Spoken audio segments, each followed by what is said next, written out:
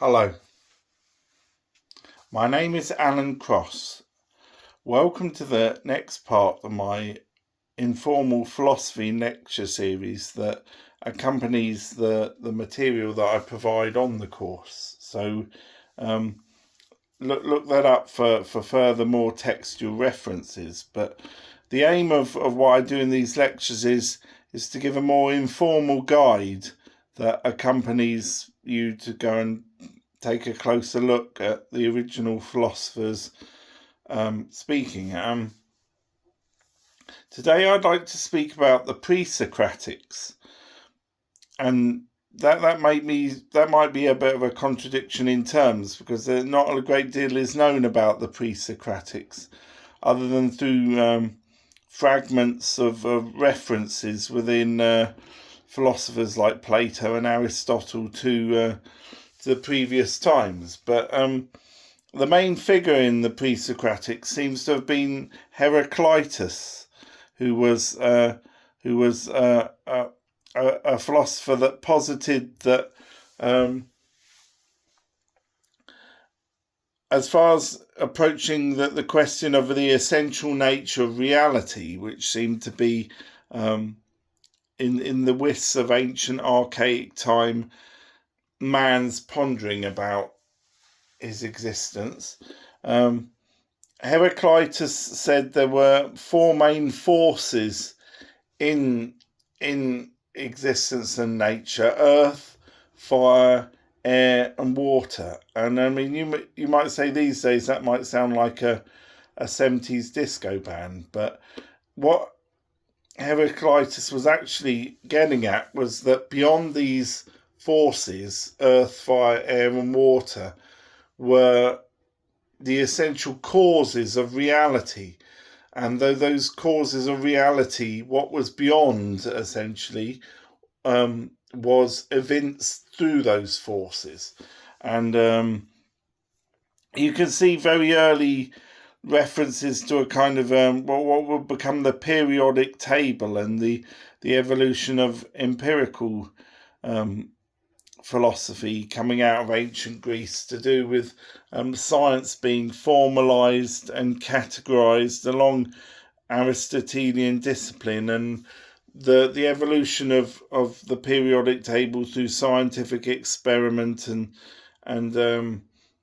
discovering the interrelationships between elements and through their reactions and their atomic density.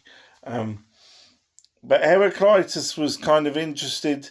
He was interested in what was kind of beyond these essential forces. But he said that what was beyond was essentially symbolized by the reality of their power in the world. And therefore, it was these forces that he essentially said tell us more about the nature of reality, and therefore you can get an idea of where philosophy actually came from, the amount that our reasoning could actually understand the world beyond our transient appearances and beyond our lives of opinion and social interaction. What is essentially lies beyond the familiar and the accepted. How far our minds could traverse that gap between the essential nature of reality and our seemingly imperfect, ever-changing existence. I mean, the Buddha once spoke of the only thing being eternal in this reality, I guess he means, is change itself. Because by the whole notion of change itself occupying eternality, by definition, we are a vessel that is orientated by and consumed with time, essentially. And time's essential nature is the perpetual movement, or the arrow of time, as they speak in philosophy. And a very poignant example in ancient Greece was the ship of Theseus. And now the ship of Theseus is, you've got to imagine, the ship of Theseus is a ship that's built for a man named Theseus. But as time goes on, the ship gets replaced and replaced and replaced until the whole ship isn't original anymore. And the question in ancient philosophy was, well, is it still the ship of Theseus? And was it ever the ship of Theseus? And did it ever become the ship of Theseus, or where did the ship of Theseus come from, in some senses? And you could say the materials, like the trees it was built from, but then there's the whole idea of, well, how can you put a label on something that's constantly transitionary and changing? How can we speak of, because you could point out the ship of Theseus and say, oh look, that's the ship of Theseus, but that would only be at one point in time, and things endure beyond one point in time. But it's a bit like the comedy routine where the guy said, I love this broom, I wouldn't swap it for the world. It's had four new heads and 5 new handles, but I'd never change it. And so the ship of Theseus links in with that. That's the kind of reference. But I mean, it was linked in with the problem of universals that the Greeks, the Socratics spoke of, and the whole idea that, what is a chair, if a chair can be at so many manifold different things? How can we put one word on so many things that are united by varying and less varying difference, but ultimately defined by difference? Is that was a problem. Unitarianism, or one thing like a word defining difference. And see, as I said, Aristotle spoke about an idea of metaphysics that was derived from his observation of the physics of matter, but of a matter of complete difference and of other type, as it were, or other category. The idea of substance, and the idea of substances coexisting, the material and the immaterial, as it were. But there are lots of philosophical texts about reconciling things that can't be reconciled. I mean, Soren Kierkegaard spoke about an incommensurability. An incommensurability is a bit like you get in a bureau de change. It's like taking a currency that's never been recognised into a bureau de change and says, how much is 5 of these worth? Well, 5 of those isn't specifically worth anything translatable in an incommensurable world. And for Kierkegaard, the things of the soul and the spirit are a bit like that. I mean, apples and oranges was one, or apples and pears, as it were, but 2 things that are different, that are incomparable. And apples and oranges probably are comparable in some sense, in that they have a relative value, but to be incommensurable is an inexchangeability. But Kierkegaard speaks about this as being a paradox that still obtains, because natures of spirit and world still coexist, and we can still think of an idea of a world beyond and a world existing as pertaining, as not being contradictory. But for Kierkegaard, the paradox is it is contradictory as well as being not contradictory. So I mean, when Hamlet says to be or not to be, it's to be and not to be in some senses, and that's coexisting with to be or not to be.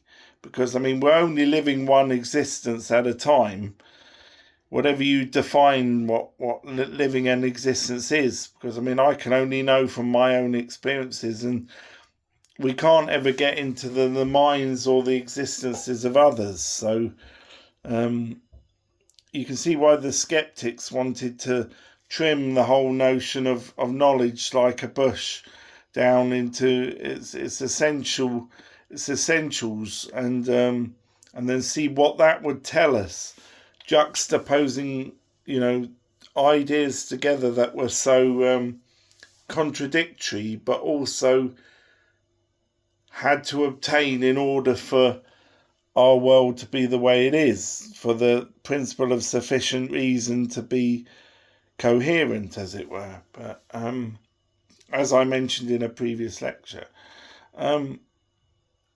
so there you go. You start saying, well, okay, so you've got Aristotle's substance. How do things coexist that are essentially defined as different in their cognition?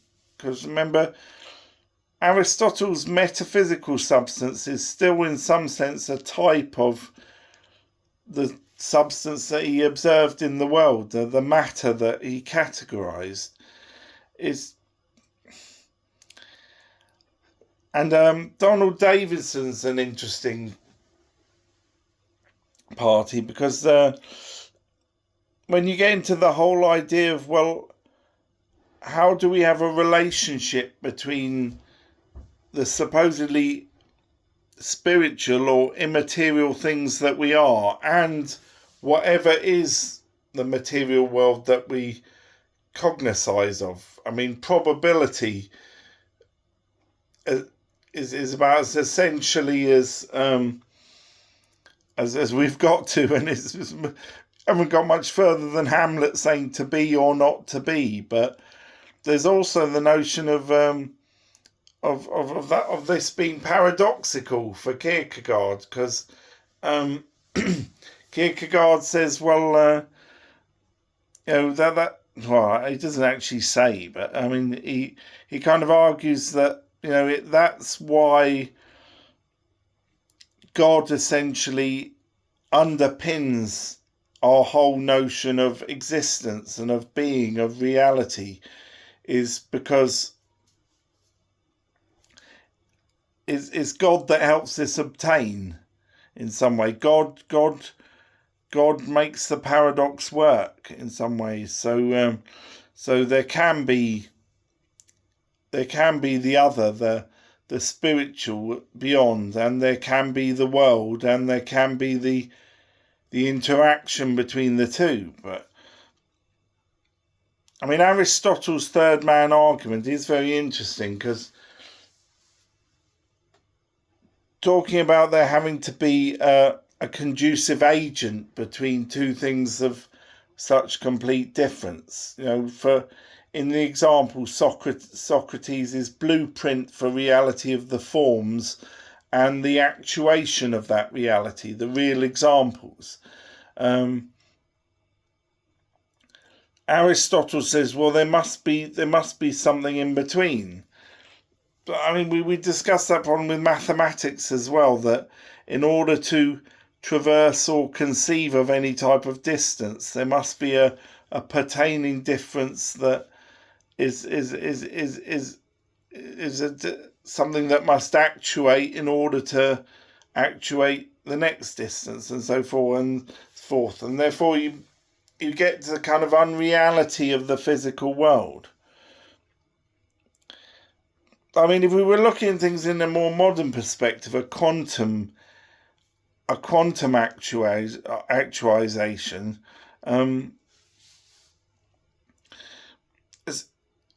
the idea of the impossibility of movement. Well, I mean, quantum rules essentially break themselves in that a quantum pattern of a particle would exist a certain number of times and would be seeming to obey one rule of existing, but also be, in some senses, neither existing nor not existing in a kind of indeterminate state. And therefore the whole notion of indeterminacy or there not being a distinguishable difference is worked into a quantum model, in that in a quantum model you've got a certain predictability or mathematical notion of existence, but you've also got the notion of the undefined and the unempirically provable, as it were. And I mean, Bishop Berkeley would say, if to be is to be perceived, to be is also to be not perceived, or not able to be perceived, not perceivable. And therefore, quantum physics throws a sort of a complicated thing into the whole idea of metaphysics, because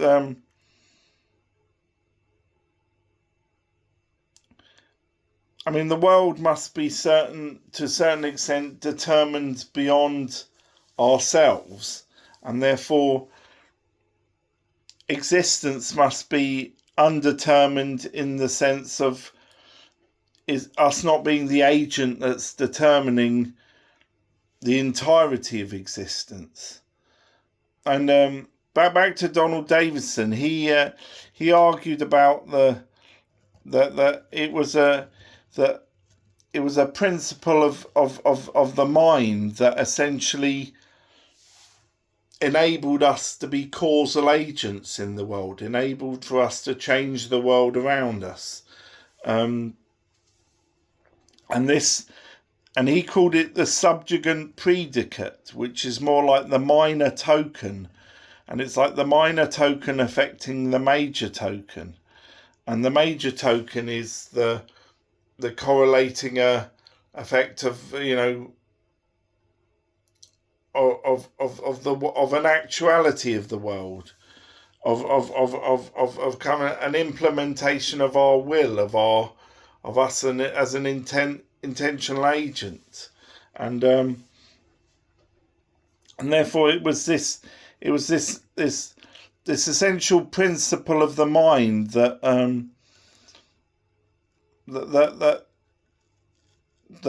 was the source of the kind of paradox of causation, in the sense that you think of the major as causing the minor much more in the world than the minor causing the major. But I mean, if you look at the butterfly effect and the sort of Ernst Machian point of view of an interrelationship between so many different things, and the whole notion of the brain, the way the brain works as a parallel dimensive processor, an interrelating sequence of processing through interrelation, through each individual part